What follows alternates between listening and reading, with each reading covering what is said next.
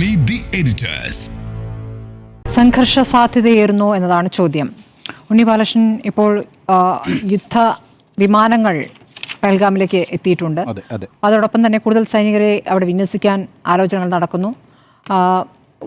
പ്രത്യേക അന്വേഷണ സംഘം രൂപീകരിച്ചിരിക്കുന്നു. അപ്പോൾ ആ രൂപത്തിൽ അവിടെ വേഗത്തിൽ കാര്യങ്ങൾ നീങ്ങുന്നുണ്ട്. ഏത് സമയവും എന്തും സംഭവിക്കാമെന്നൊരു ആശങ്കയുണ്ട്. എങ്ങനെ വിലയിരുത്തണം?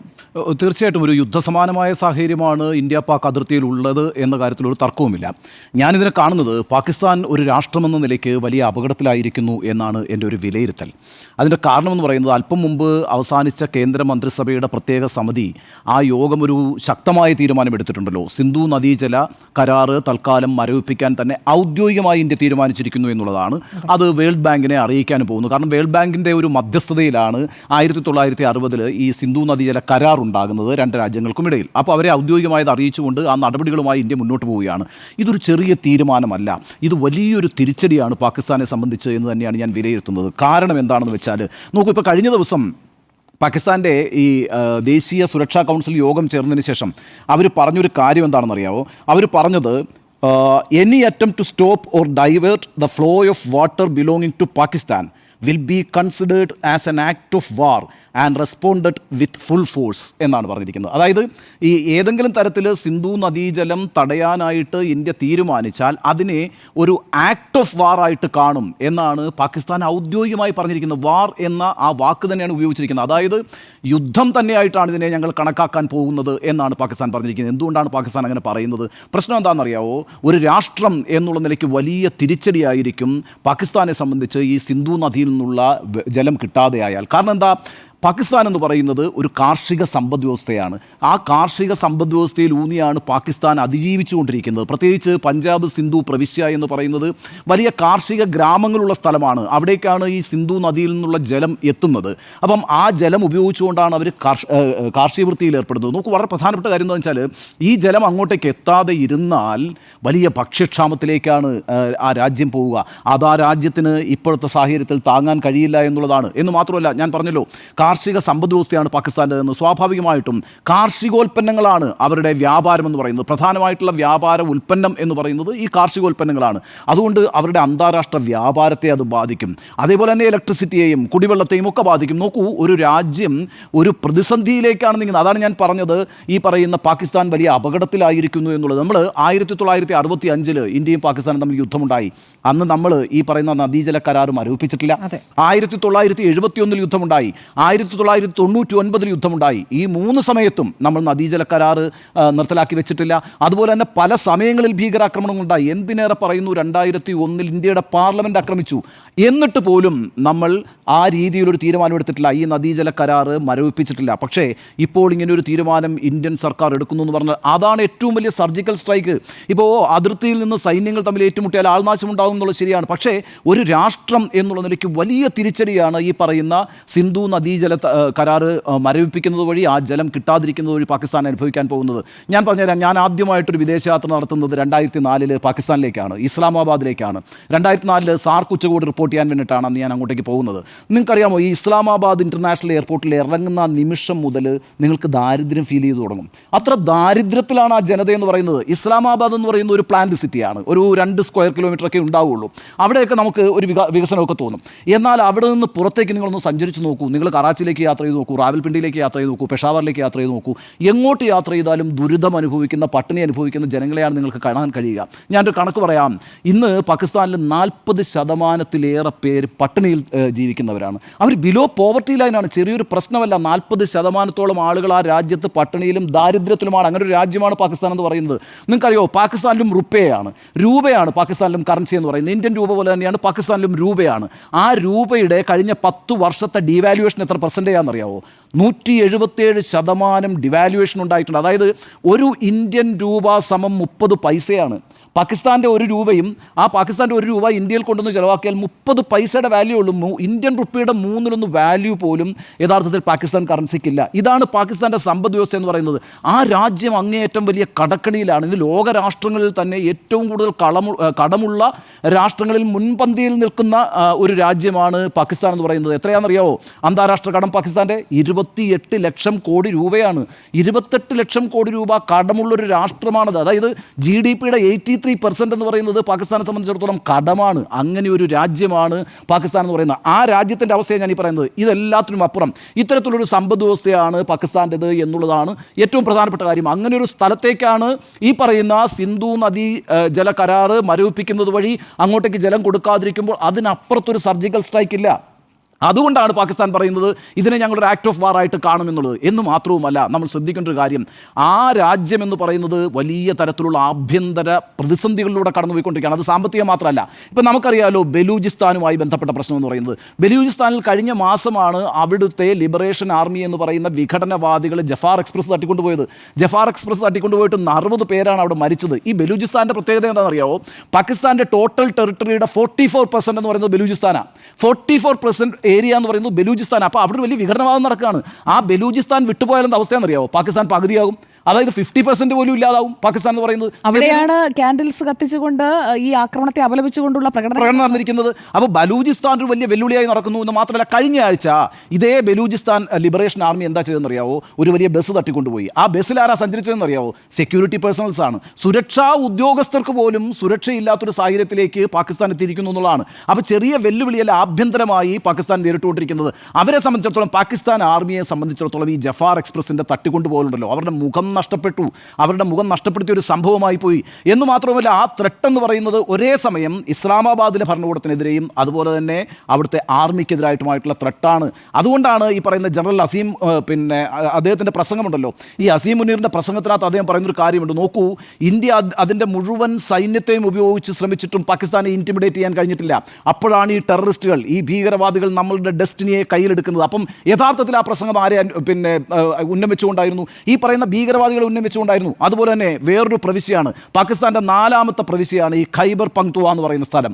ഈ ഖൈബർ പങ്ക്തുവയുടെ പ്രത്യേകത എന്താണെന്നറിയാവോ? അത് അഫ്ഗാനിസ്ഥാനുമായി ബോർഡർ ചെയ്യുന്ന ഒരു പ്രദേശമാണ്. അവിടെ ആരാണെന്നറിയോ അധികാരത്തിലിരിക്കുന്ന? അധികാരം എന്ന് പറഞ്ഞാൽ ആ പ്രദേശത്തിൻ്റെ സാമൂഹിക അധികാരം ആരുടെ കയ്യിലാണെന്നറിയാവോ? പാകിസ്ഥാൻ താലിബാൻ എന്ന് വിളിക്കുന്ന ഒരു വിഭാഗത്തിൻ്റെ കയ്യിലാണ്. അവർ അഫ്ഗാൻ താലിബാനുമായി കൈകോർത്ത് നിൽക്കുന്ന ഒരു വിഭാഗമാണ്. നമ്മളൊന്ന് മനസ്സിലാക്കേണ്ടത്, കഴിഞ്ഞ ഒരു വർഷം 1600 പേരാണ് പാകിസ്ഥാനിലെ സാധാരണക്കാരായ മനുഷ്യർ ഭീകരാക്രമണത്തിൽ കൊല്ലപ്പെട്ടിട്ടുള്ളത്. ഒന്ന് ആലോചിച്ച് നോക്കിയേ, ഒരു രാജ്യത്ത് ഒരു വർഷം 1600 സിവിലിയൻസ്, സാധാരണക്കാരായിട്ടുള്ള 1600 പേര്, സാധാരണക്കാരല്ല, അതിനകത്തൊരു കണക്കുണ്ട്, 1600 പേര് കൊല്ലപ്പെട്ടു. അതിൽ 700 പേര് സുരക്ഷാ ഉദ്യോഗസ്ഥരാണ്. സെക്യൂരിറ്റി പേഴ്സണൽസ് കൊല്ലപ്പെടുന്നു. അതായത് സിവിലിയൻസ് കൊല്ലപ്പെടുന്നു, സെക്യൂരിറ്റി പേഴ്സണൽസ് കൊല്ലപ്പെടുന്നു. ആരാതിൻ്റെ പിന്നിൽ? ഈ പറയുന്ന പാകിസ്ഥാൻ താലിബാൻസ് ആണ്. അവരാരെയാണ് ലക്ഷ്യം വയ്ക്കുന്നത്? ഇസ്ലാമാബാദിനെയാണ് ലക്ഷ്യം വയ്ക്കുന്നത്. അവരാരെയാണ് ലക്ഷ്യം വയ്ക്കുന്നത്? പാകിസ്ഥാൻ്റെ ആർമിയാണ് ലക്ഷ്യം വയ്ക്കുന്നത്. ഈ രീതിയിലാണ് വലിയ ആഭ്യന്തര പ്രശ്നം നടക്കുന്നത്. POK, പാകിസ്ഥാൻ ഒക്കുപൈഡ് കാശ്മീർ നമ്മൾ പറയുന്ന പ്രദേശമുണ്ടല്ലോ, അവിടെ വലിയ റിവോൾട്ടാണ് നടന്നുകൊണ്ടിരിക്കുന്നത്. അവിടുത്തെ റിബൽസ് എന്താ പറഞ്ഞതെന്നറിയാവോ? നിങ്ങൾ ഞങ്ങളോട് മര്യാദയ്ക്ക് പെരുമാറിയില്ലെങ്കിൽ ഈ പറയുന്ന പാകിസ്ഥാൻ സേനയുടെ ശവങ്ങൾ ഈ രാജ്യത്തെ, അതായത് പാകിസ്ഥാനിലെ ജലസംഭരണികൾ, ഡാമുകളിൽ പൊന്തും എന്നാണ് POKയിലെ റിബൽസ് പറഞ്ഞത്. അപ്പോൾ നോക്കൂ, സാമ്പത്തികമായി വലിയ അരക്ഷിതത്വം ഉണ്ടായിരിക്കുന്നു, തകർച്ചയുണ്ടായിരിക്കുന്നു. ഒപ്പം ആഭ്യന്തരമായി വലിയ ലഹളകളുണ്ടാകുന്നു, ഭീകരാക്രമണങ്ങൾ ഉണ്ടാകുന്നു, ഭിന്നിപ്പുകൾ ഉണ്ടാകുന്നു. ഈ പാകിസ്ഥാൻ ഛിന്ന ഭിന്നമാകുന്നൊരു സാഹചര്യത്തിലേക്കാണ് കാര്യങ്ങൾ പോയിരിക്കുന്നത്. വേറൊരു കാര്യം കൂടി ഞാൻ പറയാം. ഈ പുൽവാമ അറ്റാക്കിന് ശേഷം നമ്മൾ ബാലാക്കോട്ടേക്ക് തിരിച്ചടിച്ചല്ലോ. അന്ന് പാകിസ്ഥാൻ്റെ പ്രധാനമന്ത്രി ആരായിരുന്നു? ഇമ്രാൻഖാൻ ആയിരുന്നു. ഇന്നിപ്പോൾ ഇമ്രാൻഖാൻ എവിടെയാണെന്നറിയാമോ? ജയിലിൽ കിടക്കുകയാണ്. ഇതാണ് ആ രാജ്യത്തിൻ്റെ അവസ്ഥ എന്ന് പറയുന്നത്. അവിടെ ഈ ഷബാസ് ഷെരീഫ് എന്ന് പറയുന്ന പ്രധാനമന്ത്രിയുണ്ട്. അദ്ദേഹം ഇസ്ലാമാബാദിൽ ഇരിപ്പുണ്ട്. പക്ഷേ ഒരു കാര്യവുമില്ല. പാകിസ്ഥാൻ്റെ വിദേശ നയം തീരുമാനിക്കുന്നത്, പ്രത്യേകിച്ച് ഇന്ത്യൻ പോളിസി തീരുമാനിക്കുന്നത് റാവൽപിണ്ടിയിലെ ഈ പറയുന്ന പട്ടാളത്തിൻ്റെ ഹെഡ്ക്വാർട്ടേഴ്സിൽ നിന്നിട്ട് ഈ അസീം മുനീർ എന്ന് പറയുന്ന ആളാണ്. അസീം മുനീർ സെൻട്രൽ സ്റ്റേജിലേക്ക് വന്നു എന്നുള്ളതാണ് യഥാർത്ഥത്തിൽ ഈ പ്രശ്നങ്ങളുടെ ഒക്കെ കാരണം. കഴിഞ്ഞ ഒരാഴ്ച മുമ്പ് അദ്ദേഹം ഇസ്ലാമാബാദിൽ ഒരു കൺവെൻഷനിൽ പങ്കെടുത്തുകൊണ്ട് നടത്തിയ ഒരു പ്രസംഗമാണല്ലോ ഇതിൻ്റെയൊക്കെ അടിസ്ഥാനം എന്ന് പറയുന്നത്. അദ്ദേഹം എന്താ അവിടെ പ്രസംഗിച്ചത്? നോക്കൂ, നമ്മൾ രണ്ടുപേരും, അതായത് ഇന്ത്യയും പാകിസ്ഥാനും 2 രാഷ്ട്രങ്ങളാണ്. ഹിന്ദുക്കളിൽ നിന്ന് പൂർണ്ണമായും ഭിന്നരാണ് നമ്മൾ. നമ്മളുടെ ട്രഡീഷൻ കൊണ്ട്, നമ്മുടെ കസ്റ്റം കൊണ്ട്, നമ്മുടെ വിശ്വാസം കൊണ്ടൊക്കെ നമ്മളും അവരും തമ്മിൽ വലിയ വ്യത്യാസങ്ങളുണ്ട്. ഒരിക്കലും താരതമ്യം ചെയ്യാൻ കഴിയില്ല. അതുകൊണ്ട് പ്രിയമുള്ളവരെ, ആ അഭിസംബോധനയിൽ പറയുന്നതാണ് അദ്ദേഹം, പ്രിയമുള്ളവരെ, നിങ്ങളെല്ലാവരും എങ്ങനെയാണ് ഈ പാകിസ്ഥാൻ ജന്മം കൊണ്ടത് എന്ന് നിങ്ങളുടെ കുട്ടി കുട്ടികളോട് പറഞ്ഞു കൊടുക്കണം. അങ്ങനെ ഈ രാഷ്ട്രത്തിന്റെ മഹത്വത്തെക്കുറിച്ച് നിങ്ങളുടെ കുട്ടികളെ പഠിപ്പിക്കണം. പാകിസ്ഥാന്റേത് ഇസ്ലാമിസ്റ്റ് ഐഡിയോളജി ആണെന്നാണ് അതിൽ അതെ, എന്ന് മാത്രമല്ല, എന്തുകൊണ്ടാണ് അങ്ങനെ ഒരു കാര്യം അദ്ദേഹം പറയുന്നത്? അദ്ദേഹം സെൻട്രൽ സ്റ്റേറ്റിലേക്ക് വരികയാണ്. കാരണം ഒരു സർക്കാർ അവിടെയുണ്ട്, ആ സർക്കാർ കൊണ്ട് ഒരു കാര്യമില്ല. എന്ന് മാത്രമല്ല, ബലൂചിസ്ഥാനിലെ അറ്റാക്ക്, അതുപോലെ തന്നെ POK നിന്നുള്ള അറ്റാക്ക്, ഈ പറയുന്ന ഖൈബറിൽ നിന്നുള്ള അറ്റാക്ക്, ഇതൊക്കെ കൊണ്ട് മുഖം നഷ്ടപ്പെട്ട പട്ടാളത്തിന്റെ മുഖം തിരിച്ചു പിടിക്കുക എന്നുള്ളതിന്റെ അടിസ്ഥാനത്തിലാണ് ഈ സ്റ്റേജ് പിടിച്ചുകൊണ്ട് അദ്ദേഹം ഈ പ്രസംഗം നടത്തുന്നത്. എന്നിട്ട് പറയുന്നൊരു കാര്യമാണല്ലോ ഈ പറഞ്ഞ കാശ്മീർ എന്ന് പറഞ്ഞാൽ നമ്മുടെ കഴുത്തിലെ ഞരമ്പാണ് എന്ന് പറയുന്നു. അപ്പോൾ ഇന്ത്യയുടെ ഒരു പ്രതികരണമുണ്ട്. എന്താ പ്രതികരണം എന്നറിയാമോ? മറ്റൊരു രാജ്യത്തെ ഒരു പ്രദേശത്തെ എങ്ങനെയാണ് വേറൊരു രാജ്യം അതിൻ്റെ കഴുത്തിലെ ഞരമ്പായിട്ട് കാണുക? അപ്പോൾ മനഃപൂർവ്വമാണെന്ന് പറയുന്നത്. എന്തുകൊണ്ടാണ്? നോക്കൂ, ഇന്ത്യക്കെതിരായ ഒരു വികാരം ഉണ്ടാക്കുന്നു. ആ ഇന്ത്യക്കൊരു എതിരായിട്ടുള്ളൊരു വികാരം ഉണ്ടാക്കിക്കൊണ്ട് പാകിസ്ഥാനെ ഒരുമിച്ച് നിർത്താനോ അല്ലെങ്കിൽ ഒരു അറ്റൻഷൻ ഡൈവേർഷൻ നടത്താനോ ആണ് യഥാർത്ഥത്തിൽ അസീം മുനീർ ശ്രമിച്ചത്. അത് ശരിയായി. പക്ഷേ അതിൽ നിന്ന് ഒരു സൂചനയുണ്ട്. എന്താണ്? കാശ്മീർ എന്ന് പറയുന്നത് ഞങ്ങളുടെ കഴുത്തിലെ ഞരമ്പാണ് എന്ന് പറയുമ്പോൾ കാശ്മീരിലുള്ള ആളുകൾക്ക്, ചില ഭീകരവാദികൾക്ക് കൊടുക്കുന്നൊരു സന്ദേശമാണ്. അത് ശരിക്കും പറഞ്ഞാൽ അദ്ദേഹം എന്താണോ ലക്ഷ്യം വെച്ചത്, ആ ലക്ഷ്യം പിന്നെ ഫലം കണ്ടു എന്ന് വേണം നമ്മൾ മനസ്സിലാക്കാൻ. അങ്ങനെയാണ് ഈ പറയുന്ന ടെററിസ്റ്റ് അറ്റാക്ക് ഉണ്ടാകുന്നത്. ആ ടെററിസ്റ്റ് അറ്റാക്ക് ഉണ്ടായതോടുകൂടി എന്താ സംഭവിച്ചിരിക്കുന്നത്? പാകിസ്ഥാനിൽ ഇപ്പോൾ കുറേയൊക്കെ ആഭ്യന്തര പ്രശ്നങ്ങൾ ഒന്ന് ശമിച്ചിട്ടുണ്ട്. അതൊന്നും അങ്ങനെ ശമിക്കാൻ പോകുന്നില്ല. നോക്കൂ, ഇപ്പോൾ ഈ സിന്ധു നദീജല കരാർ റദ്ദാക്കുക, ക്ഷമിക്കണം, അത് ക്യാപ്റ്റൻ അബേയൻസ് എന്നാണല്ലോ പറയുന്നത്, മരവിപ്പിച്ചിരിക്കുകയാണ്. ആ മരവിപ്പിച്ചിരിക്കുന്നു എന്ന് പറയുന്നത് വലിയ പ്രശ്നമാണ് ആ സമ്പദ് വ്യവസ്ഥയിൽ ഉണ്ടാക്കാൻ പോകുന്നത്. അതുകൊണ്ടാണ് ഞാൻ പറഞ്ഞത് പാകിസ്ഥാൻ വലിയ അപകടത്തിലായിരിക്കും. ഇപ്പോൾ ഈ നടന്നുകൊണ്ടിരിക്കുന്ന ഈ പറയുന്ന പിന്നെ ഈ ക്ലാഷസ് ഉണ്ടല്ലോ, ഈ പറയുന്ന അങ്ങോട്ടും ഇങ്ങോട്ടുള്ള വെടിവെപ്പ്, ചില കൊലപാതകങ്ങൾ, ഈ തയ്യാറെടുപ്പുകൾ, സൈനിക അഭ്യാസം, ഇതിനൊക്കെ അപ്പുറത്തേക്ക് വളരെ സ്ട്രാറ്റജിക്കലായിട്ട് ഇന്ത്യ നടത്തിയിട്ടുള്ളൊരു മൂവാണ് ഈ പറയുന്ന ഈ നദീജല കരാറ് തൽക്കാലം മരവിപ്പിക്കുക എന്ന് പറയുന്നത്. അതാണ് ഞാൻ പറഞ്ഞത്, പാകിസ്ഥാൻ വലിയ അപകടത്തിലേക്ക് പോകുന്നു. നമുക്കറിയാമല്ലോ, ഇനിയിപ്പോൾ വളരെ പെട്ടെന്ന് തന്നെ വേണമെങ്കിൽ ഒരു ടേക്ക് ഓവർ ഒക്കെ പാകിസ്ഥാൻ സംഭവിക്കാം. ആർമി അങ്ങനെയാണല്ലോ. ഇപ്പോൾ നേരത്തെ നവാസ് ഷെരീഫ് ഉണ്ടായിരുന്ന സമയത്ത് എന്താ ചെയ്ത്? പർവേസ് മുഷറഫ് ആ സർക്കാരിനെ അട്ടിമറിച്ചു. പർവേസ് മുഷറഫ് ആയിരുന്നല്ലോ അന്ന് പട്ടാള മേധാവി. എന്നിട്ട് പർവേസ് മുഷറഫ് ഭരിച്ചു. പിന്നീട് പർവേസ് മുഷറഫ് പുറത്താക്കപ്പെട്ടു. അപ്പോൾ അവിടുന്ന് അടുത്ത ജനറലുമായിട്ടായിരുന്നു ഉടക്ക്, കായനിയുമായിട്ടായിരുന്നു പിന്നെ ഉടക്കെന്ന് പറയുന്നത്. ഇപ്പോൾ ഇതെന്താ? ഷബാസ് ഷെരീഫ് എന്ന് പറയുന്ന ഒരു പ്രധാനമന്ത്രിയുണ്ട്. അദ്ദേഹവും ഈ ജനറൽ അസീം മുനീറുമായിട്ട് മുഖാമുഖം നിൽക്കുകയാണ്. ഏത് സമയത്താണ് പട്ടാളം അവിടെ ടേക്ക് ഓവർ ചെയ്യാൻ പോകുന്നത് നമുക്ക് പറയാൻ കഴിയില്ല. ആ അർത്ഥത്തിലൊക്കെ വളരെ ഇൻസ്റ്റബിലിറ്റി ഉള്ള ഒരു സ്ഥലമാണ് പാകിസ്ഥാൻ. അത് പൊളിറ്റിക്കലി ഇൻസ്റ്റേബിൾ ആണ്. അതുപോലെ വലിയ ഇൻസർജൻസീസ് ഉണ്ട്.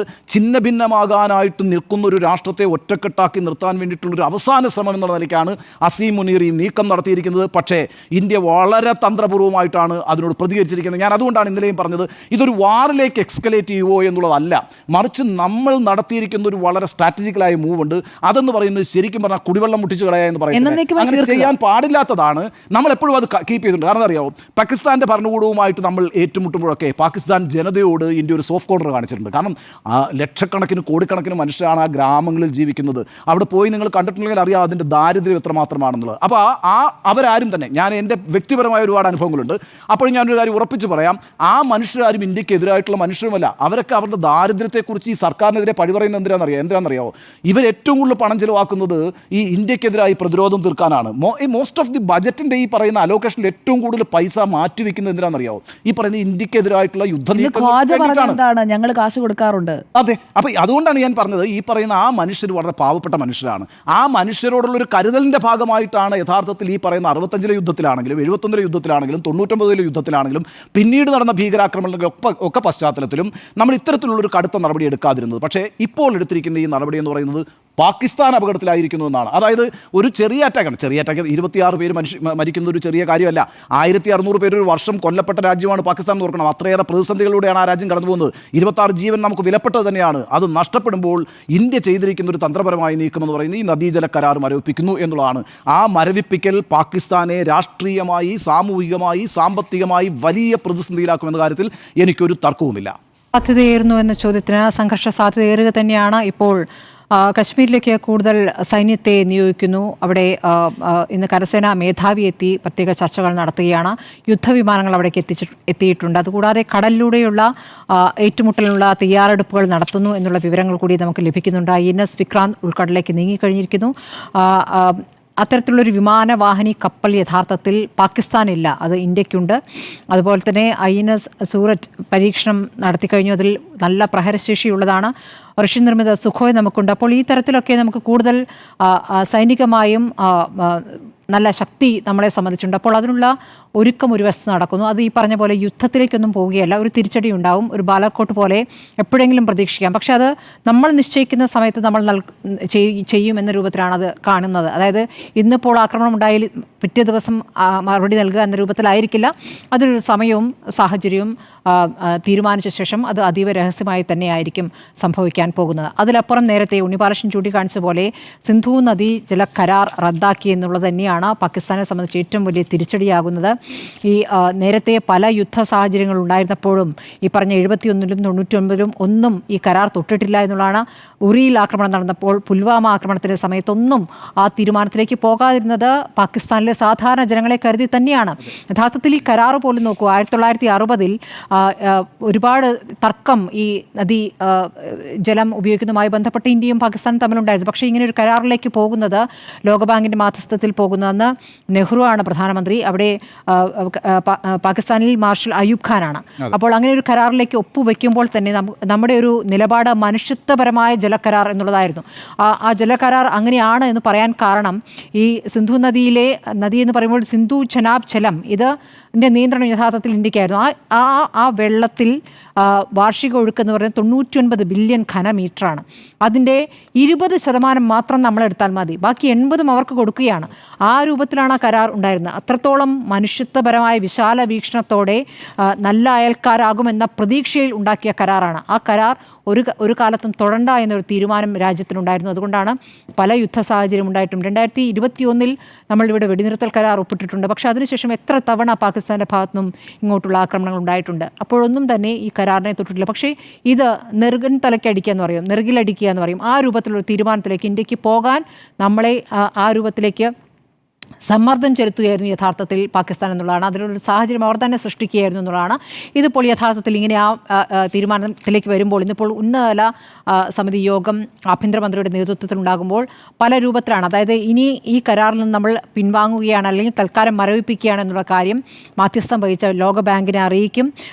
നമ്മുടെ ഡാമിൻ്റെ സംഭരണ ശേഷി ഉയർത്തും. അതോടൊപ്പം ഈ ഘട്ടത്തിൽ നമുക്ക് വേണമെങ്കിൽ ഒരു പുതിയ ഡാം നിർമ്മിക്കാം, വെള്ളം അങ്ങോട്ട് പോകാതിരിക്കാം, പുതിയ ഡാം നിർമ്മിക്കാം. അതിപ്പോൾ വളരെ പെട്ടെന്ന് ചെയ്യാവുന്ന ഒരു കാര്യമല്ല, അങ്ങനെ പോകില്ലായിരിക്കും. പക്ഷേ ഡാം സംഭരണ ശേഷി ഉയർത്തുന്ന തീരുമാനത്തിലേക്ക് പോകുന്നു. അങ്ങനെ കുടിവെള്ളം മുട്ടുന്ന ഒരു സാഹചര്യം പാകിസ്ഥാൻ ഉണ്ടാകുന്നു. അവിടെ ഇപ്പോൾ കാർഷിക വൃത്തിക്കൊക്കെ ഇവിടെ നിന്നുള്ള വെള്ളം കൊണ്ട് തന്നെയാണ്, കാരണം 80% ജലമാണ് അങ്ങോട്ട് കിട്ടുന്നത്. വിവിധ നദികളിൽ നിന്ന് ഒഴിച്ചെല്ലുന്ന വെള്ളമാണ് അവിടേക്ക് എത്തുന്നത്. അത് ഇല്ലാതാകുന്ന ഒരു സാഹചര്യം എന്നുള്ളത് പാകിസ്ഥാനെ സംബന്ധിച്ച് വലിയ ബുദ്ധിമുട്ടുണ്ടാകുന്നതാണ്. അവിടെ ഇപ്പോൾ ഈ പറഞ്ഞ പോലെ ദരിദ്ര രാഷ്ട്രമായി മാറിയിരിക്കുന്നു. അവിടെ ആഭ്യന്തര കലഹങ്ങൾ ഉണ്ട്. ജനങ്ങളെ സംബന്ധിച്ച് നല്ല ബുദ്ധിമുട്ടുള്ള സാഹചര്യം, അവർ കൃഷി പോലും നശിക്കുന്ന അവസ്ഥയിലേക്ക് അവിടുത്തെ സർക്കാർ അതിലൊരു സാഹചര്യം സൃഷ്ടിക്കുന്നു എന്നുള്ളതായിരിക്കും അവിടുത്തെ ജനങ്ങൾക്കും ബോധ്യമാവുക. ആ ഒരു സാഹചര്യത്തിലേക്ക് എത്തിക്കുകയാണ് യഥാർത്ഥത്തിൽ ജനവിരുദ്ധമാക്കുക എന്നുള്ളതാണ് യഥാർത്ഥത്തിൽ ഇതിന്റെ പ്ലോട്ട്. അതെ, അതാണ് ഇൻസർജന്റ് ഗ്രൂപ്പുകളാണ് അത് ചെയ്യുന്നത് അവിടെ. അതായത് ഈ സർക്കാരുണ്ടല്ലോ, ഈ ഷഹബാസ് ഷെരീഫിന്റെ സർക്കാരിനോടുള്ള ഈ ഭീകരവാദ വിഭാഗങ്ങളുടെ ഒരു എതിർപ്പുണ്ട്. ആ എതിർപ്പ് വെച്ചിട്ടാണ് അവർ ഈ പ്ലോട്ട് ആസൂത്രണം ചെയ്യുന്നത്. ഈ പ്ലോട്ട് ആസൂത്രണം ചെയ്യുമ്പോൾ വലിയൊരു സ്ട്രൈക്ക് ഇന്ത്യയുടെ ഭാഗത്തുനിന്ന് ഉണ്ടാകുന്നു. സ്വാഭാവികമായിട്ടും ഈ കുടിവെള്ളം അടക്കമുള്ള പ്രശ്നം, ഇലക്ട്രിസിറ്റി അടക്കമുള്ള പ്രശ്നം, കൃഷിക്ക് വെള്ളം കിട്ടാത്ത അവസ്ഥ, അവരുടെ കൃഷി നശിക്കുന്ന അവസ്ഥ, സ്വാഭാവികമായിട്ടും the government will become unpopular. അങ്ങനെ അൺപോപ്പുലർ ആക്കി ഡീത്രോൺ ചെയ്യുക എന്നുള്ളതാണ് ഈ പ്ലോട്ട് എന്ന് പറയുന്നത്. ശരി, ഷഹബാസ് ഷെരീഫിന് യഥാർത്ഥത്തിൽ ഇന്ത്യയുടെ ഒരു ആഭിമുഖ്യമൊക്കെ ഉള്ള പ്രധാനമന്ത്രിയാണെന്ന് മനസ്സിലാക്കുന്നത്. അപ്പോൾ പക്ഷേ ഇപ്പോൾ സൈനിക മേധാവിയാണ് ഇപ്പോൾ എല്ലാ കാര്യങ്ങളും തീരുമാനിക്കുന്നത്. സൈനിക മേധാവി ഈ തരത്തിൽ അവിടെ ഒരു അധികാരം പിടിച്ചെടുക്കുക. യഥാർത്ഥത്തിൽ റാവൽപിണ്ടിയാണ് ഭരിക്കുന്നത്, ഇസ്ലാമാബാദിൽ ഭരണമേ ഇല്ല. പവർ സെന്റർ ഷിഫ്റ്റ് ചെയ്തു. ഇപ്പോൾ ഈ പറയുന്ന ജനറൽ അസീം മുനീറിന്റെ കയ്യിൽ തന്നെയാണ് പാകിസ്ഥാൻ ഉള്ളത്. അതെ, അസീം മുനീറിന്റെ നിർദ്ദേശം യഥാർത്ഥത്തിൽ ഈ ഭീകരർ നടപ്പാക്കുകയായിരുന്നു എന്നുള്ളതാണ്. അതാണ് സംഭവിച്ചിരിക്കുന്നത്. അതിൻ്റെ വലിയ എന്താ പറയുക ആഘാതം ഇനി അനുഭവിക്കാൻ പോകുന്നത് ആ രാജ്യമാണ്. പഴയതുപോലെ ലോകരാഷ്ട്രങ്ങളുടെ പിന്തുണ, ഇന്നലെ നമ്മൾ സംസാരിച്ചാണ്, ലോകരാഷ്ട്രങ്ങളുടെ പിന്തുണയില്ല. ഇന്നിപ്പോൾ അമേരിക്കയും ശക്തമായി പ്രതികരിച്ചിരിക്കുന്നു, ബ്രിട്ടൻ പ്രതികരിച്ചിരിക്കുന്നു. ഒരുപക്ഷെ കുറച്ച് കഴിയുമ്പോൾ ചൈനയുടെ പിന്തുണ ഒരുപക്ഷെ ഉണ്ടായേക്കാം. എന്നാൽ പോലും ആ പിന്തുണ കൊണ്ട് അവിടുത്തെ ആഭ്യന്തര സാഹചര്യം മാറുന്നില്ലല്ലോ. ഒരു ഈ യുദ്ധമുണ്ടാകുന്ന അല്ലെങ്കിൽ സംഘർഷം ഉണ്ടാകുന്ന സമയത്ത് ആയുധങ്ങൾ, പടക്കോപ്പുകൾ, ആ രൂപത്തിലുള്ള സഹായം നൽകുമായിരിക്കും. അതല്ലാതെ അവിടെ ജീവിക്കാനുള്ള സാഹചര്യം ഉണ്ടാക്കുന്നില്ല. അപ്പോൾ പാകിസ്ഥാൻ അമ്പയെ തകർന്നിരിക്കുന്നു എന്നുള്ളൊരു പശ്ചാത്തലം അവിടെയുണ്ട്. അപ്പോൾ അത് കൂടുതൽ സങ്കീർണമാകുകയും മോശമാകുകയും ചെയ്യുന്ന ഒരവസ്ഥയിലേക്ക് പോകുന്നു. ഇന്ത്യയെ സംബന്ധിച്ച് ഇപ്പോൾ ലോകരാഷ്ട്രങ്ങളുടെ പിന്തുണയുണ്ട്. നമ്മളെ സംബന്ധിച്ച് ഇനിയിപ്പോൾ ഈ തെളിവ് ലോകരാഷ്ട്രങ്ങൾക്ക് മുന്നിൽ വെക്കുക എന്നൊരു വിഷയം മാത്രമേ ഉള്ളൂ. ആ തെളിവ് അവരായിട്ട് തരുന്നുണ്ട്. ഇന്നിപ്പോൾ രാവിലെ തന്നെ പാകിസ്ഥാൻ്റെ പ്രതികരണം വരുന്നത്, സ്വാതന്ത്ര്യ സമര പോരാളികളാണ് ഈ ഭീകരർ എന്നുള്ള പ്രതികരണം വന്നിരിക്കുകയാണ്. ആദ്യം പറഞ്ഞിരുന്നത് ഞങ്ങൾക്കൊരു ബന്ധവുമില്ല ഇതുമായിട്ട് എന്നുള്ള പ്രതികരണം വന്ന ശേഷം ഇങ്ങനെ ഒരു കാര്യം പറയുന്നു. പിന്നെ കാലാകാലങ്ങളിൽ ഞങ്ങൾ ഇങ്ങനെ ഭീകര സംഘടനകൾക്ക് സാമ്പത്തികം നൽകി അവരെ സഹായിച്ചിട്ടുണ്ട്, അതിന് ഞങ്ങളെ അതിലേക്ക് നയിച്ചത് അമേരിക്കയാണ് എന്നൊരു കുറ്റപ്പെടുത്തലും നടത്തുന്നുണ്ട്. ഇതൊക്കെയും പ്രതികരണങ്ങളായി അവരുടെ ഭാഗത്തുനിന്ന് വരുന്നുണ്ട്. നമ്മളെ സംബന്ധിച്ച് ഒരു തെളിവ് നൽകുക എന്ന് പറയുമ്പോൾ ഇവിടെ തുടർച്ചയായി നമുക്ക് നേരെ നടന്ന ആക്രമണങ്ങൾ ഉണ്ട്. ഇപ്പോൾ മുംബൈ ആക്രമണവുമായി ബന്ധപ്പെട്ടാണെങ്കിലും തെളിവുകൾ ഉണ്ടായിരുന്നു. അതിൽപ്പെട്ട പ്രധാനപ്പെട്ട പ്രതികൾ പറഞ്ഞതാണ്. അതെ, മാത്രമല്ല പക്ഷേ അമേരിക്കയിൽ അഭയം തേടിയ അതിൻ്റെ ആസൂത്രകർ ഡേവിഡ് ഹെഡ്ലിയുണ്ട്. അവരാണ് ഇപ്പോൾ നമുക്ക് ഇന്ത്യക്ക് തിരിച്ചു കിട്ടിയത് തന്നെ എത്ര കഴിഞ്ഞിട്ടാണ്. അവിടെ ഒരു നിയമയുദ്ധമൊക്കെ അയാൾ അവിടെ നടത്തുന്നു, നിയമപോരാട്ടം നടത്തുന്നു. അവിടെ പരാജയപ്പെട്ട ശേഷം മാത്രമേ നമുക്ക് ഇന്ത്യയിലേക്ക് കൊണ്ടുവരാൻ സാധിച്ചിട്ടുള്ളൂ. അപ്പോൾ ഇങ്ങനെയുള്ള സങ്കീർണമായ ഒരു സാഹചര്യമുണ്ട്. പക്ഷേ ഇപ്പോൾ നടന്നിരിക്കുന്ന സംഭവത്തിൽ കുറച്ചുകൂടി കാര്യങ്ങൾ വ്യക്തമാകുന്ന ഒരു പശ്ചാത്തലമുണ്ട്, അവർ തന്നെ വെളിപ്പെടുത്തുന്ന പശ്ചാത്തലമുണ്ട്. ഇന്ത്യക്ക് ലോകരാഷ്ട്രങ്ങളുമായുള്ള ബന്ധം കുറച്ചുകൂടി ശക്തമാണ് എന്നൊരു അനുകൂല സാഹചര്യം കൂടിയുണ്ട്. അപ്പോൾ എല്ലാം കൂടി വരുമ്പോൾ ലോകരാഷ്ട്രങ്ങളുടെ പിന്തുണയുണ്ട്. ഇപ്പോൾ സംയമനം പാലിക്കണമെന്നൊക്കെ ഐക്യരാഷ്ട്രസഭ പറയുന്നുണ്ട് എങ്കിൽ കൂടി അത് ഒരു യുദ്ധത്തിലേക്ക് പോവാതിരിക്കുക, സമാധാനം കാക്ഷിക്കുന്നു എന്ന നിലയ്ക്ക് മാത്രമേ അതിനെ കാണാൻ പറ്റുകയുള്ളൂ. നമ്മളെ ഇങ്ങോട്ടാണ് ആക്രമിച്ചത് എന്നുള്ള യാഥാർത്ഥ്യം അവിടെ നിൽക്കുമ്പോൾ അതിനുള്ള പിന്തുണ ലോകരാഷ്ട്രങ്ങളുടെ ഭാഗത്തുനിന്ന് ഉണ്ട് എന്നുള്ളതൊരു പോസിറ്റീവായിട്ടുള്ള കാര്യമാണ്. അപ്പോൾ ജലം കൊണ്ടുള്ള ജലയുദ്ധം എന്ന് അവർ വിശേഷിപ്പിക്കുമ്പോൾ യഥാർത്ഥത്തിൽ ജലയുദ്ധം തന്നെയാണ്. നമ്മൾ ആ ജലയുദ്ധത്തിലേക്ക് നീങ്ങുമ്പോൾ അവർക്ക് ഏറ്റവും വലിയ തിരിച്ചടിയും അതാണ് സംഭവിക്കാൻ പോകുന്നത്. നമ്മളെ സംബന്ധിച്ചപ്പോൾ ഈ വ്യോമപാത അടയ്ക്കൽ അതൊരു പ്രശ്നം സൃഷ്ടിക്കുന്നുണ്ട്. അത് ഇപ്പോൾ തന്നെ ഓരോ എയർലൈൻസുകളുടെ പ്രതികരണമൊക്കെ വന്നിട്ടുണ്ട്. കുറച്ച് ബുദ്ധിമുട്ടാണ് ഈ സാഹചര്യം നേരിടാൻ എന്നുള്ളത്. ഒരുപക്ഷെ എയർ ടിക്കറ്റുകളുടെ പൈസ കൂടുന്ന ഒരു സാഹചര്യം ഉണ്ടാകാം. അങ്ങനെയുള്ള ചില ബുദ്ധിമുട്ടുകളുണ്ട്. യാത്രയുടെ ദൈർഘ്യം കൂടാനുള്ള സാഹചര്യം ഉണ്ടാകാം. ഇതൊക്കെ തന്നെയും ഉണ്ടാകാം. പക്ഷേ അത് നമുക്ക് നേരിട്ടേ പറ്റുകയുള്ളൂ. ഇതാണ് പാകിസ്ഥാൻ നമുക്ക് നേരെ നടത്തുന്ന ഉപരോധങ്ങൾ നമ്മൾ അനുഭവിക്കാൻ പോകുന്ന കാര്യം. അതല്ലാതെ ഷിംല കരാറുമായി ബന്ധപ്പെട്ടൊന്നും വലിയ ബുദ്ധിമുട്ട് രാജ്യത്തെ സംബന്ധിച്ച് ഇന്ത്യയെ സംബന്ധിച്ചില്ല. അതിൽ അവർക്ക് തന്നെയാണ് അതുകൊണ്ടുള്ള ബുദ്ധിമുട്ടുള്ള എന്ന് തന്നെയാണ് നയതന്ത്ര വിദഗ്ധർ അഭിപ്രായപ്പെടുന്നത്.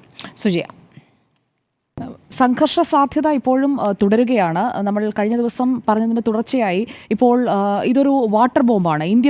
ഇന്ത്യൻ വാട്ടർ ബോംബിൻ്റെ ട്രിഗറിംഗ് ആണ് നമ്മൾ ഇന്നത്തെ യോഗത്തിൽ കണ്ടത്. ഇത്ര നാളും അത് ട്രിഗർ ചെയ്യാതെ വെച്ചിരിക്കുകയായിരുന്നു. അത് ഉചിതമായ സമയത്ത് പ്രയോഗിക്കാനായി കേന്ദ്ര സർക്കാർ തീരുമാനിച്ചിരിക്കുന്നു എന്നതാണ് നമ്മൾ കാണുന്നത്. അതിർത്തിയിലൂടെ കടന്ന് അങ്ങോട്ട് കരമാർഗം ഉള്ള തിരിച്ചടി, അത് സാധാരണക്കാരായ ഒരുപാട് പേർ, ഇരുഭാഗത്തുമുള്ള സാധാരണക്കാരായ ആളുകൾ ഒരുപാട് അതിനിടയിൽ പെട്ടുപോകുമെന്നുള്ളത് ഉറപ്പാണ്, അങ്ങോട്ടും ഇങ്ങോട്ടുമുള്ള.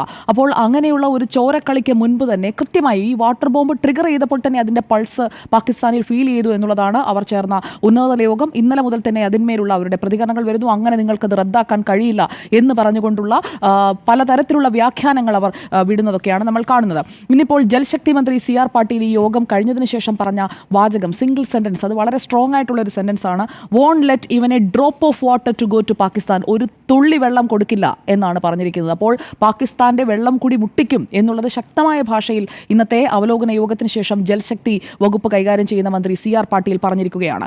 ഇത് ഒരു പെട്ടെന്നെടുത്ത തീരുമാനമായി ഞാൻ കരുതുന്നില്ല. കാരണം ഈ തിരിച്ചടി എങ്ങനെ വേണമെന്നുള്ള ആദ്യ ചർച്ചയിൽ തന്നെ ഇൻഡസ് വാട്ടർ ട്രീറ്റി തന്നെയാണ് ആദ്യ പരിഗണനയായി മുന്നിലേക്ക് വെച്ചത്. നമ്മൾ 2 ദിവസം മുൻപ് തന്നെ അതേക്കുറിച്ചാണ് കേട്ടുകൊണ്ടിരിക്കുന്നത്. ഇപ്പോൾ അതിനൊരു ക്ലാരിറ്റി വന്നിരിക്കുന്നു. പാകിസ്ഥാൻ അയച്ച നോട്ട് എന്താണ് എന്നുള്ളത് ഇന്നലെ പുറത്തു വന്നിരുന്നു.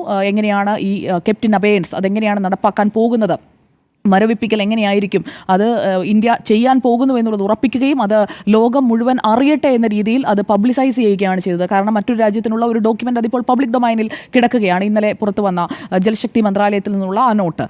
ഇപ്പോൾ ഇവിടെ ഒരു ഷോർട്ട് ടേം പ്ലാനുമുണ്ട്, ഒരു മീഡിയം ടേം പ്ലാനുമുണ്ട്, ഒരു ലോങ് ടേം പ്ലാനുമുണ്ട് ഇന്ത്യക്ക് എന്നതാണ് നമ്മൾ മനസ്സിലാക്കേണ്ടത്. അപ്പോൾ അതിൽ ആദ്യത്തെ അക്കൗണ്ട് മാത്രമാണ് ഈ വാട്ടർ ബോംബിൻ്റെ ട്രിഗറിംഗ് എന്നുള്ളതാണ് എനിക്ക് മനസ്സിലാക്കാൻ സാധിക്കുന്നത്. അതോടൊപ്പം ഇന്ന് തുൾസി ഗബ്ബാർഡിൻ്റെ ഒരു സ്റ്റേറ്റ്മെൻറ്റ് കുറച്ച് സമയം മുൻപാണ് വന്നത്. US director of national intelligence DNIയുടെ തുൾസി ഗബ്ബാർഡ് ഇന്ത്യക്ക് പൂർണ്ണ പിന്തുണ, സോളിഡാരിറ്റി പ്രഖ്യാപിച്ചുകൊണ്ട് പറഞ്ഞിരിക്കുന്ന വാചകം വളരെ പ്രധാനപ്പെട്ടതാണ്. അമേരിക്ക ഈ ഹണ്ടിനൊപ്പമുണ്ട് എന്നുള്ളതാണ്. ഹണ്ട് എന്ന വാക്കാണ് അവർ ഉപയോഗിച്ചിരിക്കുന്നത്. America stands with India as it hunts down those responsible for the heinous Pahalgam attack that killed 26 Hindus എന്നതാണ് തുൾസി ഗബ്ബാർഡിൻ്റെ സ്റ്റേറ്റ്മെൻറ്റ്. അപ്പോൾ അവരതിനകത്ത് കൃത്യമായിട്ട് അവരുടെ ഒരു സ്റ്റാൻഡ് ഡിക്ലെയർ ചെയ്ത് കഴിഞ്ഞിരിക്കുകയാണ് അമേരിക്ക. അതോടൊപ്പം തന്നെ അമേരിക്ക മാത്രമല്ല, ഇസ്രയേൽ ഇസ്രയേൽ, സ്പെയിൻ, ഈ 2 രാജ്യങ്ങളും ഇപ്പോൾ നടത്തിയിരിക്കുന്ന ചർച്ചകൾ, ഉന്നതതല ചർച്ചകളൊക്കെ നടന്നുകൊണ്ടിരിക്കുകയാണ്. അപ്പോൾ ഈ 3 രാജ്യങ്ങൾ ഈ ടെററിസത്തിനെതിരായ ഒരു ഫൈറ്റാണ് ഇന്ത്യ ഇപ്പോൾ തുടങ്ങി വെച്ചിരിക്കുന്നത്. അത് തുടരണം എന്ന പക്ഷക്കാരാണ്. അമേരിക്ക പൂർണ്ണമായും സോളിഡാരിറ്റി പ്രഖ്യാപിക്കുന്നു. അതുകൊണ്ടാണ് അമേരിക്കയ്ക്കെതിരെ ഉള്ള സ്റ്റേറ്റ്മെന്റ് നമ്മൾ കാണുന്നത്. 10-30 വർഷമായി ഭീകരതയ്ക്ക് ഞങ്ങളെ നിർബന്ധിച്ചുകൊണ്ടിരിക്കുന്നത് അമേരിക്കയാണെന്ന് പാകിസ്ഥാന് തുറന്നു പറയേണ്ടി വരികയാണ്. അവർ ഞങ്ങൾ ഭീകരരാണ്, അല്ലെങ്കിൽ ഞങ്ങൾ ഭീകരരെ സഹായിക്കുന്നവരാണ് എന്ന് പാകിസ്ഥാൻ തന്നെ അഡ്മിറ്റ് ചെയ്യുകയാണ്. ലോകം മുഴുവൻ കണ്ടുകൊണ്ടിരിക്കുകയാണ്. സ്കൈ ന്യൂസിന് കൊടുക്കുന്ന അഭിമുഖത്തിൽ, അതുപോലെ തന്നെ മറ്റൊരു മാധ്യമത്തിന് കൊടുക്കുന്ന അഭിമുഖത്തിലൊക്കെ ഇതെല്ലാം ഇവർ വിളിച്ചു പറഞ്ഞുകൊണ്ടിരിക്കുകയാണ് കഴിഞ്ഞ 2 ദിവസമായി. പാകിസ്ഥാൻ സെൽഫ് എക്സ്പോസ്ഡ് ആയിക്കൊണ്ടിരിക്കുന്ന മണിക്കൂറുകളാണ് നമ്മൾ ഇപ്പോൾ പിന്നിട്ടുകൊണ്ടിരിക്കുന്നത് എന്നതാണ് ഇതിൽ മനസ്സിലാക്കേണ്ടത്. ഇവിടെ ഇന്ത്യ ചെയ്യുന്നത് എന്തൊക്കെയാണ്? ഇന്ത്യയുടെ ഭാഗത്ത് നിന്ന് കൃത്യമായ നീക്കങ്ങൾ ഉണ്ടാകുന്നുണ്ട്. ഇവിടെ ഏതെങ്കിലും ഒരു മിലിറ്റന്റിനെ, അല്ലെങ്കിൽ ഈ കടന്നു കയറി വിനോദസഞ്ചാരികളെ വെടിവെച്ചിട്ട 1, 2, 3, 4, 5 പേരെ കൊന്നു കഴിഞ്ഞാൽ ഈ ഭീകരത അവസാനിക്കുമെന്ന് ഇന്ത്യ കരുതുന്നില്ല. അതുകൊണ്ടാണ് ഒരു ടോട്ടൽ ഹണ്ട് എന്നുള്ള രീതിയിൽ തന്നെ ഇപ്പോൾ കാര്യങ്ങൾ മുന്നോട്ട് നീക്കുന്നത്. അതിൻ്റെ ഭാഗമായിട്ടാണ് എല്ലാ സംസ്ഥാനങ്ങളുടെയും മുഖ്യമന്ത്രിമാർക്ക്, കേരളത്തിലടക്കം പാകിസ്ഥാൻ പാസ്പോർട്ടുള്ള, പാകിസ്ഥാനിൽ നിന്ന് വന്ന് താമസിക്കുന്ന ആരെങ്കിലും ഉണ്ടെങ്കിൽ അവർ ഇന്ത്യ വിട്ടു പോകണം. അത് മുഖ്യമന്ത്രിമാർക്കെല്ലാം കർശനമായ നിർദ്ദേശം കൊടുത്തിരിക്കുകയാണ്. നിങ്ങളത് കൃത്യമായി ഉറപ്പുവരുത്തിയിരിക്കണം. അതിന് ടൈം ഫ്രെയിം ഉണ്ട്. 27-ാം തീയതിക്ക് അകം മെഡിക്കൽ റീസൺസ് അല്ലാതെ ഇവിടെയുള്ള എല്ലാവരും 27-ാം തീയതിക്കുള്ളിൽ പാകിസ്ഥാനിലേക്ക് തിരിച്ചു പോകണം. 29-ാം തീയതിക്കുള്ളിൽ മെഡിക്കൽ റീസൺസിൽ കഴിയുന്ന ആളുകൾ തിരിച്ചു പോകണം. പരമാവധി മെയ് 2 വരെയാണ് ടൈം കൊടുത്തിരിക്കുന്നത്. അപ്പോൾ ഇതൊരു വേട്ട തുടങ്ങിയിരിക്കുകയാണ് നരേന്ദ്രമോദിയും കേന്ദ്ര സർക്കാരും എന്നുള്ളത് വ്യക്തമാണ്. അതിന് ലോകരാജ്യങ്ങളുടെ മുഴുവൻ പിന്തുണ പൂർണ്ണമായും നേടിയെടുക്കാൻ അവർക്ക് സാധിക്കുന്നുണ്ട്. നേരത്തെ പോലെ ഇപ്പോൾ ഇറാൻ മധ്യസ്ഥ ശ്രമത്തിന് തയ്യാറാണ്. പക്ഷേ പൂർണ്ണമായും പാകിസ്ഥാനെ പിന്തുണയ്ക്കാൻ ഇറാന് കഴിയില്ല, ചൈനയ്ക്കും കഴിയില്ല. കാരണം സാധാരണക്കാരായ വിനോദസഞ്ചാരികളായ പാവ മനുഷ്യരെ കൊന്നു വീഴ്ത്തിയതിന് ഒരു തരത്തിലും ഒരു ന്യായീകരണം മുന്നോട്ട് വയ്ക്കാൻ കഴിയില്ല. ഈ വെടിവെച്ചിട്ട ആളുകൾ അവർ ലഷ്കർ ഇ തൊയ്ബയുമായി ബന്ധമുള്ളവരാണ്, ISIയുമായി ബന്ധമുള്ളവരാണ്, പാകിസ്ഥാൻ സൈന്യവുമായി ബന്ധമുള്ളവരാണ് എന്നത് എസ്റ്റാബ്ലിഷ് ചെയ്യാൻ കഴിയുന്ന പല ലിങ്കുകളും ഇതിനകം തന്നെ ഈ ഭീകരരുമായി ബന്ധപ്പെട്ട അവരുടെ ബന്ധുക്കളുടെ പ്രതികരണങ്ങളടക്കം പല കാര്യങ്ങളും, ഇവർ ട്രെയിനിങ്ങിന് പോയി എന്നതടക്കമുള്ള പല കാര്യങ്ങളും ഇതിനകം തന്നെ കിട്ടിയിരിക്കുകയാണ്. ഇവിടെ ലഷ്കർ ഇ തൊയ്ബയുടെ ഡെപ്യൂട്ടി ചീഫ് സെയ്ഫുള്ള ഖാലിദ് കസൂരി ഈ ഒരു യുദ്ധത്തിന്, അല്ലെങ്കിൽ ഇപ്പോൾ നടത്തിക്കൊണ്ടിരിക്കുന്ന ഈ ഓപ്പറേഷൻസിന് ഒരു പൂർണ്ണമായ തോതിൽ ഒരു ഫലമുണ്ടായി എന്ന് നമുക്ക് ഉറപ്പിക്കണം എന്നുണ്ടെങ്കിൽ ലഷ്കർ ഇ തൊയ്ബയുടെ ഡെപ്യൂട്ടി ചീഫ് സെയ്ഫുള്ള ഖാലിദ് കസൂരി വെടിയേറ്റ് വീഴണം. ഇന്ന് ഇപ്പോൾ കമാൻഡറെ വെടിവെച്ചിട്ടു, പക്ഷേ അതൊരു ചെറുമീനാണ്. കസൂരിയാണ് യഥാർത്ഥത്തിൽ ഇതിൻ്റെ എല്ലാം മാസ്റ്റർ മൈൻഡ് എന്ന് പറയുന്നത്. കസൂരിയെ പിടികൂടി വേട്ടയാടി വധിക്കുക, അതായത് എവിടെ പോയി ഒളിച്ചാലും വിടില്ല, പിന്നാലെ വന്ന് വെടിവെച്ച് തീർത്തിരിക്കും എന്ന് പറഞ്ഞിരിക്കുന്നത് കസൂരിയെക്കുറിച്ചാണ്. അതിനൊരു കാരണവുമുണ്ട്. വിദ്വേഷ പ്രസംഗം, ഇന്ത്യക്കെതിരായ, ഇന്ത്യ എന്നാൽ ഹിന്ദുവും പാകിസ്ഥാൻ എന്നാൽ മുസ്ലിമും എന്ന രീതിയിൽ ഏറ്റവും കൂടുതൽ പറഞ്ഞിരിക്കുന്നത് നമ്മൾ നേരത്തെ കേട്ടിട്ടുള്ള പേരുകാരൊന്നുമില്ല, അത് കസൂരിയാണ്.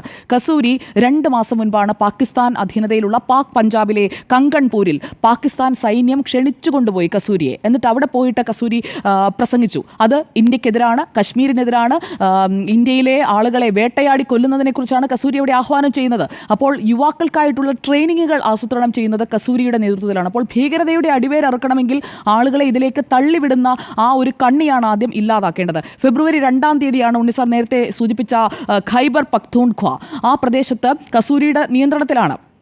അവിടെ നടത്തിയ പ്രസംഗത്തിൽ ഇന്ത്യക്കെതിരെ അടിക്കണം, 2026 ആണ് കൊടുത്തിരിക്കുന്ന ടാർഗറ്റ് എന്ന് പറയുന്നത്. 2026 ആദ്യ മാസങ്ങളിൽ, ബിഫോർ മാർച്ച് ഇത് അവസാനിപ്പിക്കണം, കശ്മീരിനെ പിടിക്കണം എന്ന രീതിയിലാണ് പ്രസംഗങ്ങൾ മുഴുവൻ കസൂരി നടത്തിക്കൊണ്ടിരിക്കുന്നത്. അപ്പോൾ കസൂരിയെ വേട്ടയാടി പിടിക്കാതെ ഇതിനൊരു പരിഹാരം ഉണ്ടാകില്ല. അതുകൊണ്ട് കസൂരി തന്നെയാണ് ടാർഗറ്റ്, കസൂരിയാണ് ഈ ആക്രമണത്തിൻ്റെ ഈ മാസ്റ്റർ മൈൻഡ് എന്നുള്ളത് ക്ലിയർ ആണ്. അബട്ടാബാദിലെ വനമേഖലയിൽ നടത്തിയ ഭീകര ക്യാമ്പിൽ ഇപ്പോൾ ഈ ആക്രമണം നടത്തിയ ആളുകൾ പങ്കെടുത്തിട്ടുണ്ടോ എന്നതടക്കമാണ് ഇപ്പോൾ അന്വേഷിച്ചു വരുന്നത്. അപ്പോൾ അബട്ടാബാദിൽ നടത്തിയിരിക്കുന്ന ഈ പരിശീലനത്തിന് പാക് സൈന്യത്തിന്റെ സഹായമുണ്ടായിരുന്നു. അതോടൊപ്പം തന്നെ കസൂരിയുടെ നേതൃത്വത്തിൽ അവിടെ 100ഓളം യുവാക്കൾ പരിശീലനം നടത്തി നല്ല ഒന്നാന്തരം ഭീകരവാദികളായി അവിടെ നിന്ന് പുറത്തിറങ്ങിയിട്ടുണ്ട്. അവരെ എവിടേക്കൊക്കെയാണ് അയച്ചിരിക്കുന്നത്, ഏതൊക്കെ സ്ലീപ്പർ സെൽസിലാണ് ബാക്കിയുള്ളവർ? ഇപ്പോൾ ആക്രമണം നടത്തിയത് 4-5 പേരാണ്. ബാക്കിയുള്ളവർ എവിടെയൊക്കെയാണ് കിടക്കുന്നത് എന്നുള്ളത് ഹണ്ട് ഡൗൺ ചെയ്തേ പറ്റുകയുള്ളൂ. അതുകൊണ്ടാണ് പ്രത്യേകത എന്താണെന്നറിയാം. അതെ, ബിൻ ലാദൻ അവിടെയായിരുന്നു താമസിച്ചത്. അതെ, അമേരിക്ക കൊന്നില്ലേ? അതെ അല്ലെ, bin Laden most wanted criminal ആയിട്ട് ലോകത്തിരിക്കുമ്പോൾ പിന്നെ പാകിസ്ഥാനിൽ അഭയം കൊടുത്തത് ബിൻ ലാദൻ ഹൈഡ് ഔട്ട് അവിടെയായിരുന്നു. അബോട്ടാബാദിലെ ആ ബംഗ്ലാവ് നമുക്കറിയാമല്ലോ, അത് എങ്ങനെയാണത് എക്സ്പ്ലോഡ് ചെയ്ത് അതിൽ നിന്ന് പുറത്തേക്ക് വെടിവെച്ച് കൊല്ലുന്നത്, പുറത്തേക്ക് കൊണ്ടുവരുന്നതും ഒക്കെ എങ്ങനെയാണെന്നുള്ള അന്നത്തെ ആ ഹണ്ടിങ് നമ്മൾ കണ്ടതാണ്. അതുപോലത്തെ ഒരു ഹണ്ട് ഇവിടെ വേണ്ടത് ലഷ്കർ ഇ തൊയ്ബയുടെ ഡെപ്യൂട്ടി ചീഫായ സൈഫുള്ള ഖാലിദ് കസൂരിക്കെതിരെയാണ്. അപ്പോൾ കസൂരി എവിടെയാണ് എന്നത് തീർച്ചയായും കണ്ടെത്തുമെന്ന് തന്നെയാണ് ഞാൻ പ്രതീക്ഷിക്കുന്നത്. കാരണം ഈ ഭീകരത അവസാനിപ്പിക്കണമെന്നുണ്ടെങ്കിൽ അതിൻ്റെ മാസ്റ്റർ മൈൻഡ് തന്നെ ഇല്ലാതാകണം. അല്ലാതെ ഈ ഖ്വാജയോ അല്ലെങ്കിൽ ആർമിയുടെ, പാകിസ്ഥാൻ ആർമിയുടെ ചീഫോ മാത്രം തീർന്നതുകൊണ്ട് കാര്യമില്ല. സൈന്യങ്ങൾ തമ്മിലുള്ള ഏറ്റുമുട്ടലിനേക്കാൾ ഈ ഭീകരതയ്ക്ക് ആരാണോ വളമിടുന്നത് അയാളാണ് ഇല്ലാതാകേണ്ടത്. അപ്പോൾ അതിലേക്കാണ് എത്തേണ്ടത്. ഇപ്പോൾ ആഭ്യന്തര കലാപം ലക്ഷ്യമിട്ടുകൊണ്ടുള്ള ഇപ്പോഴത്തെ ഇന്ത്യയുടെ നീക്കങ്ങൾ കൂടി പറഞ്ഞ് ഞാൻ അവസാനിപ്പിക്കാം. ആഭ്യന്തര കലാപത്തിലേക്ക് എങ്ങനെയാണ് കൊണ്ടുപോകാൻ ഇന്ത്യ ഇപ്പോൾ ശ്രമിക്കുന്നത് എന്നതാണ് ഇതിലെ ഏറ്റവും പ്രധാനപ്പെട്ട കാര്യം. ഈ ഇൻഡസ് വാട്ടർ ട്രീറ്റിയെക്കുറിച്ച് നിങ്ങൾ രണ്ടുപേരും സംസാരിച്ചല്ലോ. ആഭ്യന്തര കലാപം ഉണ്ടാക്കണമെന്നുണ്ടെങ്കിൽ അവിടെ ജനങ്ങൾക്കിടയിൽ ഒരു അരക്ഷിതാവസ്ഥ ഉണ്ടാകണം. ഞങ്ങൾക്കിനി ജീവിച്ചിരിക്കാൻ കഴിയില്ല. ഒരു മനുഷ്യൻ ഏറ്റവും കൂടുതൽ ആഗ്രഹിക്കുന്നത് എന്താണ്? ഒരു പ്രത്യേക പ്രായം വരെയെങ്കിലും, ഫോർ എക്സാമ്പിൾ ഒരു 60 വയസ്സ് വരെയെങ്കിലും ജീവിച്ചിരിക്കണമെന്ന ഒരു മനുഷ്യൻ, അതിപ്പോൾ ഏത് രാജ്യക്കാരനായാലും ആഗ്രഹിക്കുന്ന ഒരു കാര്യം 60 വയസ്സ് വരെ ആരോഗ്യത്തോടെ നല്ല ഭക്ഷണവും നല്ല സൗകര്യങ്ങളും ഒക്കെ ജീവിച്ചിരിക്കണം എന്നതാണ്. മിനിമം ആഗ്രഹം എന്നുള്ളത് ഒരു 60 വയസ്സാണ്. അപ്പോൾ ആ ഒരു ശരാശരി പ്രായത്തിൽ പോലും എത്താതെ പട്ടിണി കിടന്ന് മരിച്ചു പോകേണ്ട ഒരു അവസ്ഥയുണ്ടാകും തങ്ങൾക്ക് എന്ന ഒരു ചിന്ത പാകിസ്ഥാനിലെ ജനങ്ങളിൽ ഉണ്ടാക്കാൻ ഇപ്പോൾ ഇന്ത്യ ഇട്ടിരിക്കുന്ന ഈ ട്രിഗർ ചെയ്തിരിക്കുന്ന വാട്ടർ ബോംബിലൂടെ സാധിക്കുമെന്നുള്ളതാണ്. കാരണം കൃഷിയില്ലാതായാൽ, പണമില്ലാതായാൽ, അതോടൊപ്പം തന്നെ കഴിക്കാൻ ഭക്ഷണമില്ലാതായാൽ, വൈദ്യുതി ഇല്ലാതായാൽ എങ്ങനെയാണ് ആ മനുഷ്യരവിടെ ജീവിക്കാൻ പോകുന്നത്? അങ്ങനെ വരുമ്പോൾ ഉണ്ണി സാർ നേരത്തെ സൂചിപ്പിച്ചതുപോലെ പാകിസ്ഥാൻ വെറും പട്ടിണിയല്ല, മുഴുപട്ടിണിയിലേക്ക് പോകും. തീർക്കാൻ പറ്റാത്ത തരത്തിലുള്ള ഒരു ദാരിദ്ര്യമായിരിക്കും. അങ്ങനെയുള്ള ഒരു ദാരിദ്ര്യത്തിലേക്ക് വന്നു കഴിയുമ്പോൾ സമ്പദ്വ്യവസ്ഥ പൂർണ്ണമായും തകർന്നടിയും. ഇതിനകം തന്നെ കഴിഞ്ഞ ദിവസം ഞാൻ സൂചിപ്പിച്ചു പാകിസ്ഥാൻ സ്റ്റോക്ക് എക്സ്ചേഞ്ചിൻ്റെയൊക്കെ അവസ്ഥ എന്താണ് എന്നുള്ളത്. അങ്ങനെ പൂർണ്ണമായും തകർച്ചയുടെ പാതയിലേക്ക് പോയി കഴിഞ്ഞിരിക്കുകയാണ് പാകിസ്ഥാൻ. ഇനിയിപ്പോൾ ഭക്ഷണമില്ലാതെ വരുമ്പോൾ പറയും ഞങ്ങൾക്ക് മറ്റ് രാജ്യങ്ങളുടെ സഹായം കിട്ടും, ആ പണം കൊണ്ട് ഞങ്ങൾ ഭക്ഷണം ഇറക്കുമതി ചെയ്യും, വെള്ളം ഇറക്കുമതി ചെയ്യും, ഈ കരാർ ഇല്ലെങ്കിലും ഞങ്ങൾക്ക് കുഴപ്പമില്ല എന്നൊക്കെ വാദത്തിന് വേണ്ടി പറയാമെങ്കിലും പാകിസ്ഥാൻ്റെ കയ്യിൽ അതിനുള്ള ഒന്നുമില്ല എന്നത് ഒരു വസ്തുതയാണ്. അതോടൊപ്പം ഈ ആഭ്യന്തര കലാപത്തിലേക്ക് പോയി കഴിയുമ്പോഴേക്കും അതിൻ്റെ ഒരു അടുത്ത എപ്പിസോഡായി നമ്മൾ കാണാൻ പോകുന്നത്, നമുക്ക് ഇപ്പോൾ നമ്മൾ 3 പേരിരിക്കുകയാണല്ലോ, ഇതിൽ 2 പേരുടെ കയ്യിലും ഭക്ഷണമില്ല. ഉണ്ണിസാറിൻ്റെ കയ്യിൽ ഭക്ഷണമുണ്ട്. അപ്പോൾ എന്ത് ചെയ്യും? ഈ ഭക്ഷണമില്ലാത്തവർ ചേർന്ന് ഉണ്ണിസാറിനെ കൊള്ളയടിക്കും. ആ കൊള്ളയിലേക്ക് പോകും. അപ്പോൾ അത്രയും അടുത്ത് നിൽക്കുന്ന മനുഷ്യരാണെങ്കിലും, ഞാൻ ഉദാഹരണമായി പറഞ്ഞാണ്, അപ്പോൾ ആ രീതിയിലുള്ള പരസ്പരം കൊള്ളയടിക്കലിലേക്ക്, അത് ജനങ്ങൾ തമ്മിലുള്ള ഒരുപാട് അടുപ്പമുള്ള ആളുകൾ തമ്മിലുള്ള ഏറ്റുമുട്ടലിലേക്ക് പോകും. അങ്ങനെയാണ് ആഭ്യന്തര കലാപത്തിൻ്റെ സെക്കൻഡ് എപ്പിസോഡ് നമ്മൾ പാകിസ്ഥാനിൽ കാണാൻ പോകുന്നത്. അതിനുശേഷം എന്ത് സംഭവിക്കും? പണപ്പെരുപ്പത്തിലേക്ക് പോകും.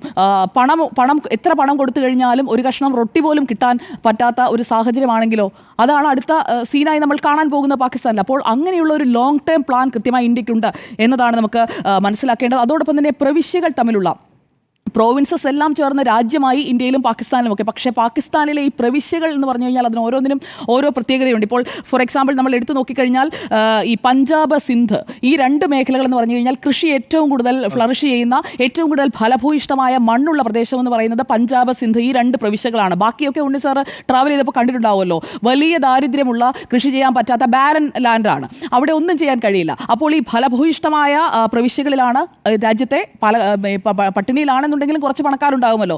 അപ്പോൾ ആ പണക്കാരൊക്കെ താമസിക്കുന്നത് ഈ ഫലഭൂയിഷ്ടമായ മേഖലയിലാണ്. സർക്കാരും അവിടെ തന്നെയാണ്. പക്ഷേ ബലൂജ്, ഖൈബർ, ഗിൽജിത്ത്, അപ്പോൾ ഈ മേഖലകളൊക്കെ എന്ത് ചെയ്യും?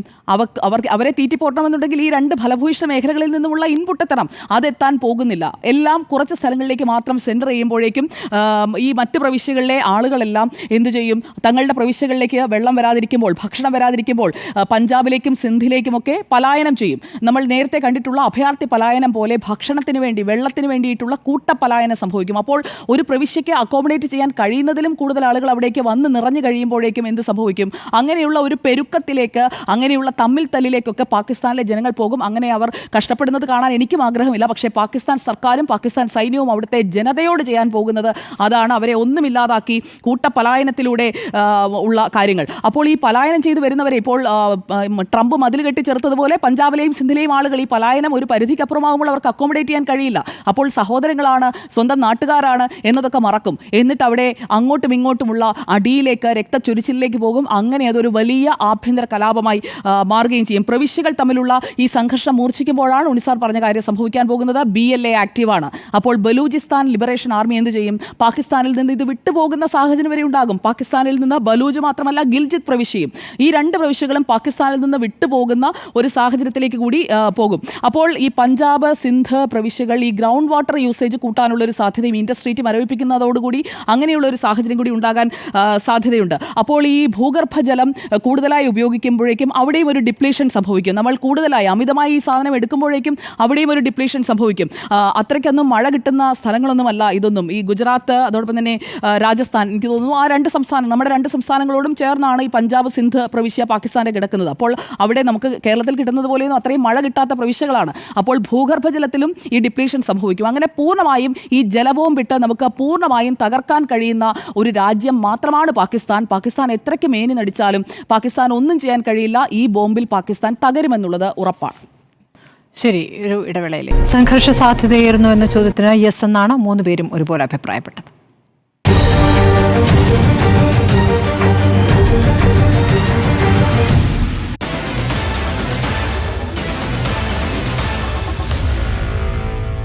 Meet the editors.